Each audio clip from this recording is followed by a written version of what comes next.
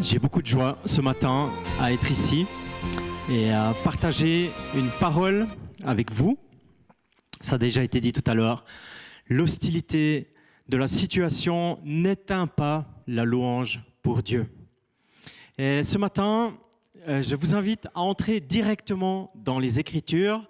Vous avez peut-être eu le temps de préparer votre Bible au psaume 145 chez vous, à la maison. Je vous invite à l'ouvrir et de prendre le temps de méditer, peut-être même après ce live stream, de méditer tous les 21 versets du psaume 145. Alors j'espère que vous avez trouvé le psaume, que vous l'avez ouvert. Pour ma part, je vais lire dans la version second 21 et vous aurez la vôtre à la maison. Ce psaume est magnifique et en plus d'être magnifique, il a quelques particularités. Ce sont des petits clins d'œil et j'aimerais les mentionner rapidement. D'une part, c'est le dernier psaume du roi David qu'on trouve dans le recueil des psaumes. D'autre part, il introduit la grande partie de la louange des 5 derniers psaumes qui va conclure le magnifique livre des psaumes dans son entier. 6 psaumes pour arriver vers une louange universelle du psaume 150, peut-être que vous connaissez, que tout ce qui respire loue Dieu. Et puis, un petit clin d'œil encore pour les amoureux des mots et des clés que cachent des mots. C'est aussi le dernier texte acrostiche des psaumes, c'est-à-dire le premier verset commence par A, le deuxième verset commence par B, etc. Alors bien sûr, nos Bibles en français n'arrivent pas bien à transmettre l'alphabet hébreu qui est coordonné et qui débute chacun des versets. Ce matin, nous méditons un dialogue entre Dieu et les êtres humains. Et plus qu'un dialogue de mots, je choisis de parler d'un dialogue des actions. C'est-à-dire, quand c'est difficile, quand tout le contexte autour de nous est hostile, que faisons-nous, nous, les êtres humains? Et que fait Dieu? Que fait-il, lui? Et j'aimerais traverser le psaume comme un fil rouge. Je mentionne 3 dialogues entre Dieu et nous, ou entre nous et Dieu. Et le premier choix de David, et l'écho de Dieu à son choix, eh bien, dans le verset 4, il est dit que chaque génération célèbre tes œuvres et publie tes hauts faits. Et dans le verset 8, l'Éternel est miséricordieux et compatissant, lent à la colère et plein de bonté. David, il pourrait assez facilement se concentrer exclusivement sur la situation exigeante qu'il est en train de vivre. Les exigences du quotidien, les différentes pressions. Il est un homme qui a beaucoup de responsabilités. Il doit régler des problèmes tous les jours, plus ou moins conséquents, du courant de la vie, mais aussi des choses particulières. Ce sont tous des facteurs qui pourraient faire capter son attention, toute son énergie, toute son intelligence. Il n'arrive plus à penser à autre chose que de régler des difficultés. Un des derniers camps que nous avons fait avant les prescriptions, donc en 2019, on a eu une attaque de puces de lit. Alors je ne sais pas si vous connaissez ça, c'est mini, mais c'est très virulent et c'est très compliqué, très compliqué. Et c'était dans l'équipe de staff, 24 heures avant l'arrivée de dizaines de participants au camp. Eh bien, je me suis surpris moi-même. J'ai eu comme un moment d'absence. 0 ressources pour prendre une décision, HS, ni même la capacité de penser, de réfléchir, peser les paramètres, le pour et le contre. Alors heureusement, il y avait un staff, il y avait une équipe, des amis, le conjoint, et c'est tellement bienfaisant, et Dieu, évidemment, qui a tout finalement conduit en sa faveur. Bref, le verset 4, nous lisons que le psalmiste choisit de publier les hauts faits de Dieu. Il choisit, lui, de se concentrer sur l'œuvre de Dieu. Non seulement il se concentre sur l'œuvre de Dieu, mais encore davantage, il invite, on l'a entendu tout à l'heure par l'équipe du MJ, chaque génération à célébrer les œuvres de Dieu. Il est totalement conscient qu'il y a une continuité de l'histoire de Dieu qu'il conduit. Et malgré les circonstances, malgré le contexte actuel. Et c'est bien plus que de un petit peu, parfois, en se donnant de la peine, voir le verre qui serait quand même à moitié plein. c'est beaucoup plus que ça. C'est beaucoup plus que ça, c'est choisir de célébrer les hauts faits de Dieu. Et ça a été dit tout à l'heure, il invite les jeunes adultes, les adolescents, les enfants, les générations futures à faire pareil. Yes, chaque génération peut célébrer les actes prodigieux de Dieu. Alors la réponse, oui, l'écho de Dieu lui-même au verset 8 témoigne de sa grâce, de sa grande compassion. Dieu est plein de bonté, il dit sa compassion envers les personnes qui choisissent de publier les hauts faits. Alors c'est une invitation formulée dans nos cœurs aujourd'hui, à vous qui nous regardez. Aisément, aujourd'hui, on pourrait se focaliser sur les nouvelles difficiles, sur les distances exigées, sur l'absence de contact humain, sur les finances qui sont massivement dépensées pour maintenir une situation qui est peu sécure quand même, ou d'autres souffrances qui ne sont pas directement liées au Covid, mais que tu vis, que vous vivez. Alors en tant que disciple de Jésus, croyant en Dieu, on peut aussi choisir de publier les hauts faits de Dieu. Quels sont-ils dans notre vie ? Quels sont les bienfaits et les hauts faits, les choses prodigieuses ou même normales mais extraordinaires en même temps que Dieu fait dans notre vie ? Est-ce qu'on en a à publier ?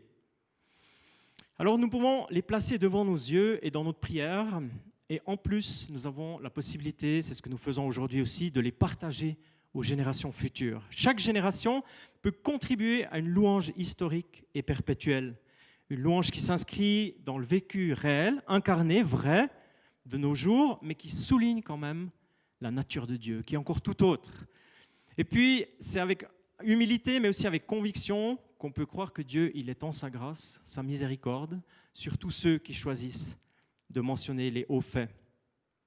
Et cette perspective, franchement, elle est enthousiasmante. Elle nous aligne, elle nous connecte au Dieu de l'univers.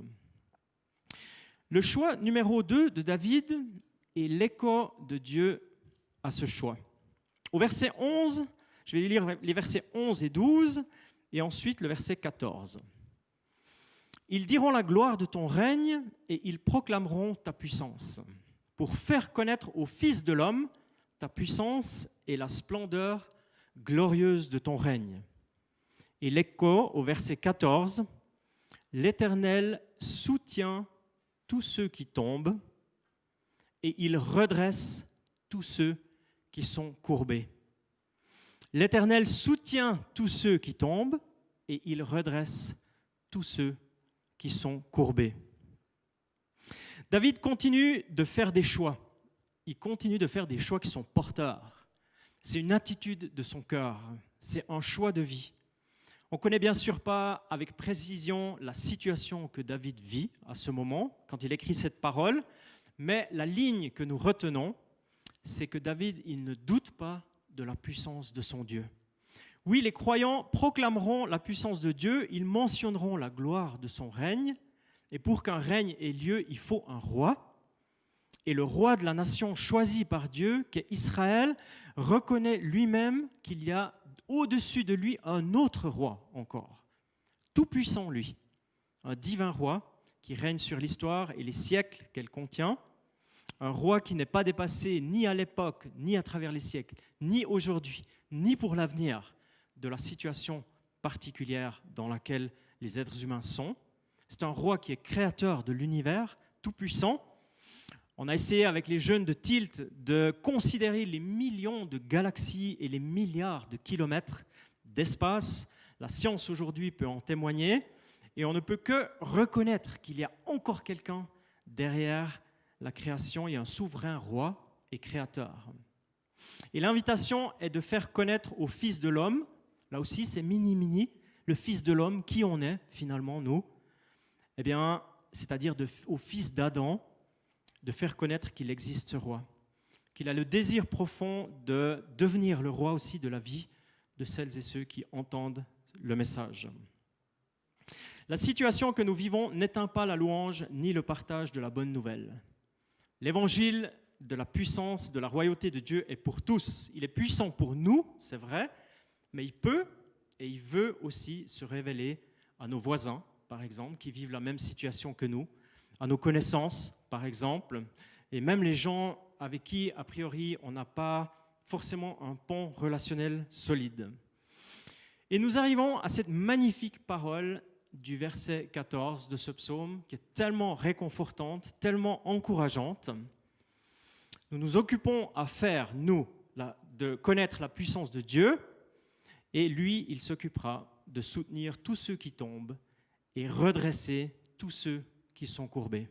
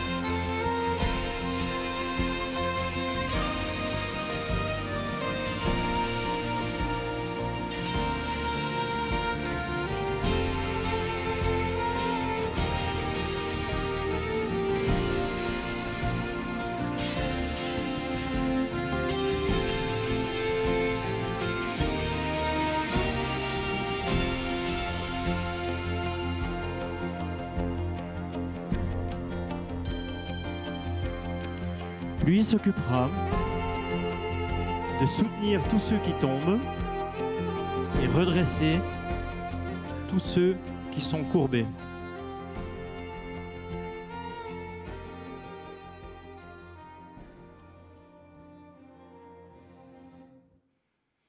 Un grand merci à notre sœur artiste qui, avec son don à elle, nous montre en fait comment Dieu peut retourner les situations, qui peut redresser tous ceux qui sont courbés, qui peut soutenir ceux qui tombent. Merci beaucoup d'impliquer ce don pour nous le montrer encore avec des couleurs, des images, un dessin.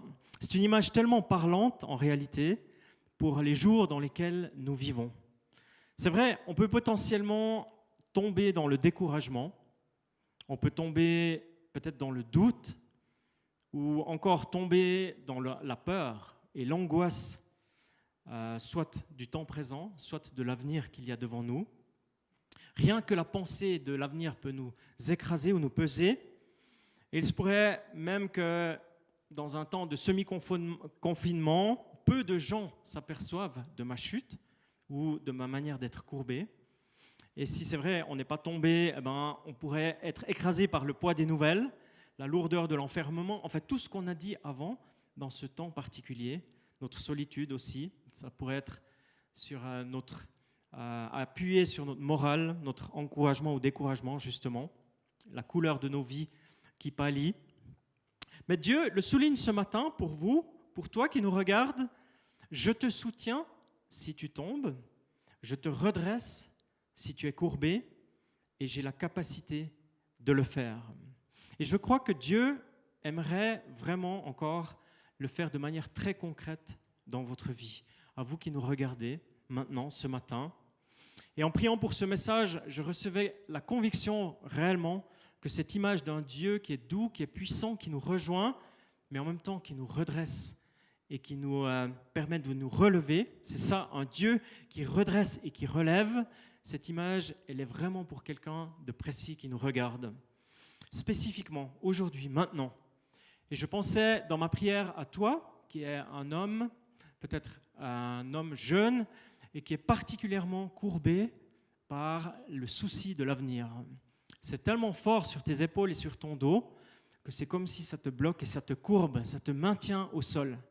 Eh bien, j'aimerais dire aujourd'hui qu'au nom de Jésus, eh bien, Dieu vient te rejoindre, qui te redresse, et que peut-être même physiquement, tu sens qu'il te relève et qu'il y a quelque chose de différent. Parce que Dieu, il aime rejoindre celles et ceux qui lui font confiance, ceux qui sont courbés, et il veut te redresser, toi qui nous écoutes maintenant et qui te sens concerné particulièrement par cette image. Je parle encore du choix de David, numéro 3, et de l'écho de Dieu, numéro 3 aussi. Au verset 15, il est dit « Les yeux de tous espèrent en toi, et tu leur donnes la nourriture en son temps. Tu ouvres ta main et tu rassasies à souhait tout ce qui a vie. » Le psalmiste confirme ici l'importance du regard. En parlant des yeux ouverts, il mentionne d'une part que la fuite, ou bien les yeux fermés, ou l'adoption de la technique de l'autruche, elle n'est pas utile quand on vit un temps hostile. Il faut garder les yeux ouverts. Si possible, les yeux physiques, soit le regard réel. Mais plus important encore, les yeux du cœur et de l'espoir. Regarder à Dieu avec espérance, c'est un choix.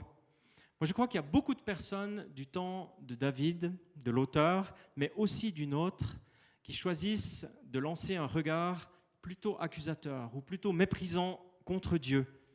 Ceci d'autant plus que notre situation demeure précaire et notre quotidien reste difficile.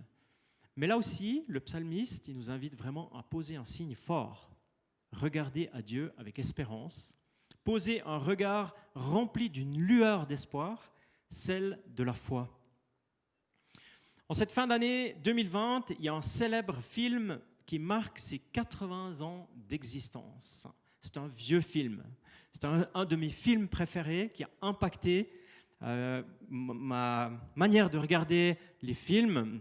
C'est un magnifique film de puissance, une pensée prophétique. Souvenez-vous, il y a 80 ans en arrière, on est en 1940. Donc dans une période qu'on pourra qualifier d'au moins hostile.